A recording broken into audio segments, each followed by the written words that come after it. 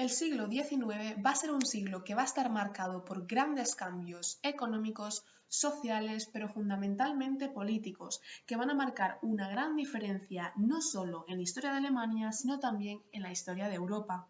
Para entender el siglo XIX en la historia de Alemania es necesario hablar de tres etapas. Por una parte, la Confederación del Rin, por otra, la Confederación Germánica y también la Confederación Alemana del Norte. La Confederación del Rin. En 1792 se produce la invasión de territorios del Sacro Imperio Romano-Germánico. 2 años más tarde, todo el territorio alemán al oeste del río Rin estaba bajo dominio francés. En 1804, Napoleón se corona emperador y los estados alemanes más pequeños que se habían beneficiado de las reformas napoleónicas decidieron separarse del Sacro Imperio Romano-Germánico y colocarse bajo la protección de Francia. En julio de 1806 se formará la Confederación del Rin, formada por 16 estados alemanes, incluidos Baviera, Baden y Hesse-Darmstadt. Sin embargo, tanto el Gran Ducado de Varsovia como Austria y Prusia quedarían fuera del Sacro Imperio Romano-Germánico. Así, esta confederación adoptará una serie de reformas y cambios, tanto como el sufragio universal masculino, la Declaración de Derechos, una constitución o la abolición de la servidumbre. Se podrá apreciar que estos ideales tendrán una influencia clara de aspectos políticos, sociales y económicos procedentes de Francia. En agosto de 1806 se producirá la supresión oficial del Sacro Imperio Romano-Germánico. Hasta este momento, Prusia había permanecido al margen, pero en septiembre de 1806 el rey Federico Guillermo III declara la guerra a Francia. Sin embargo, Prusia sufrirá una derrota militar de grandes proporciones en la batalla de Jena de octubre de 1806. Todo esto se deberá al inmovilismo durante 3 décadas de su ejército, llegando a caer en cierta indisciplina y falta de preparación.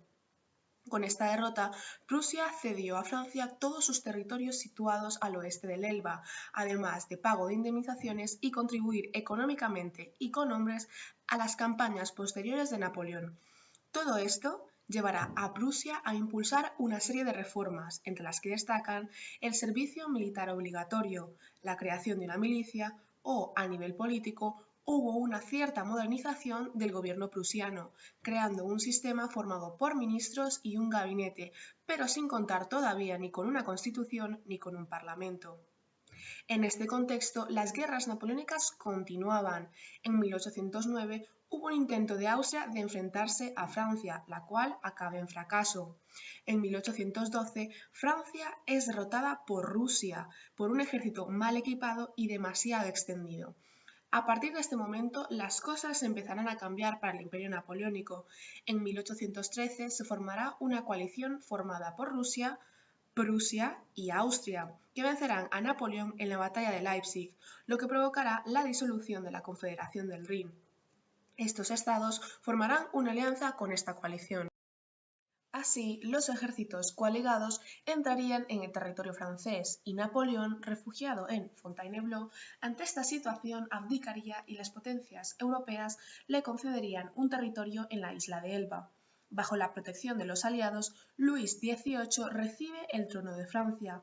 El país no permanecería ocupado por mucho tiempo, simplemente se trataba de borrar los vestigios de la Revolución Francesa.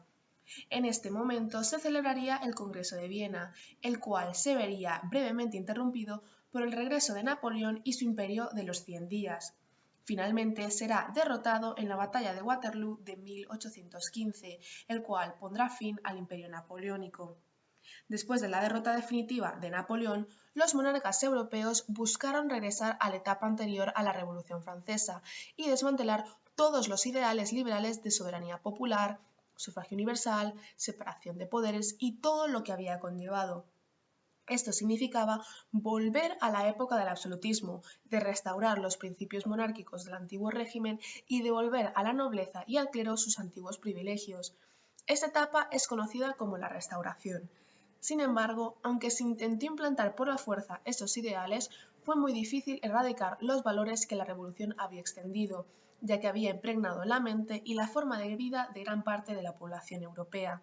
Todo esto se decidiría en el Congreso de Viena, en el que se reunirán todos los representantes europeos bajo la dirección de las potencias vencedoras, es decir, Austria, Prusia, Gran Bretaña y Rusia.